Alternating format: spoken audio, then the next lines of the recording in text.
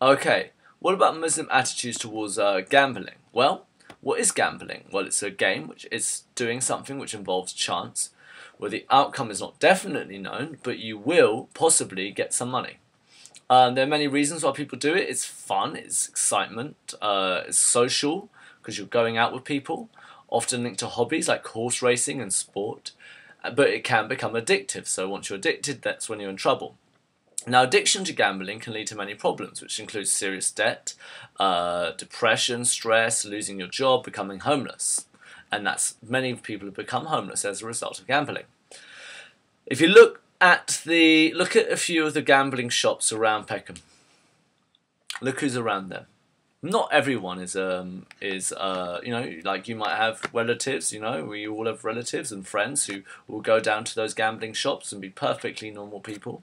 But there are often a lot of people who are, in more troubled circumstances, and often those people are gambling addicts, are there on your streets. So, gambling, why is it forbidden? Well, it's seen as a tool of Satan's handiwork. So, it's intoxicants and gambling are of Satan's handiwork. Therefore, they're haram. They're things that Satan likes. Okay.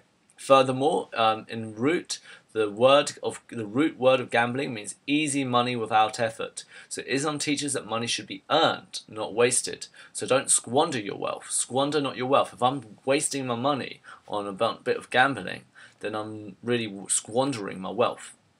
Squander not your wealth. Squander not your wealth. Squander not your wealth. That's a Muslim quote.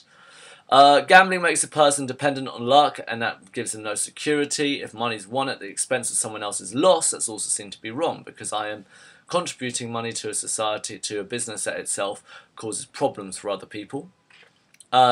Also, property in Islam should be fairly traded, so to take another person's wealth is seen to be wrong.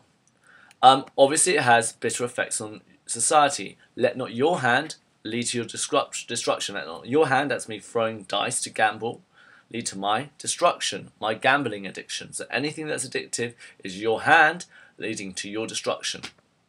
What about the issue that also, when addicted to gambling, people cannot fulfill their responsibilities, so that's therefore seen as haram. And also, it's a selfish thrill. So as a result, the penalty for gambling is, you guessed it, public flogging, as a result of that being a deterrent to discourage people from doing the small bad things that have terrible effects on our society. So, here's an interesting revision task. Explain these quotes. This is a task that Miss Banbury has set, I think, just to give credit to her. These are good tasks. Intoxicants and gambling are Satan's handiwork. Intoxicants and gambling are Satan's handiwork. Explain that quote. Pause here and explain that quote. Satan's plan is to excite enmity and hatred between you with intoxicants and gambling. Explain that quote. When they ask about drinking and gambling, say, there is a great harm. Though there are benefits for some, the sin outweighs the benefit. When asked about drinking and gambling, they say there is great harm in both. Though there are benefits for some, the sin outweighs the benefit. Make not your hands lead to your destruction. Make not your own hand lead to your destruction. Surah 2195. Squander not your wealth. Surah 1726.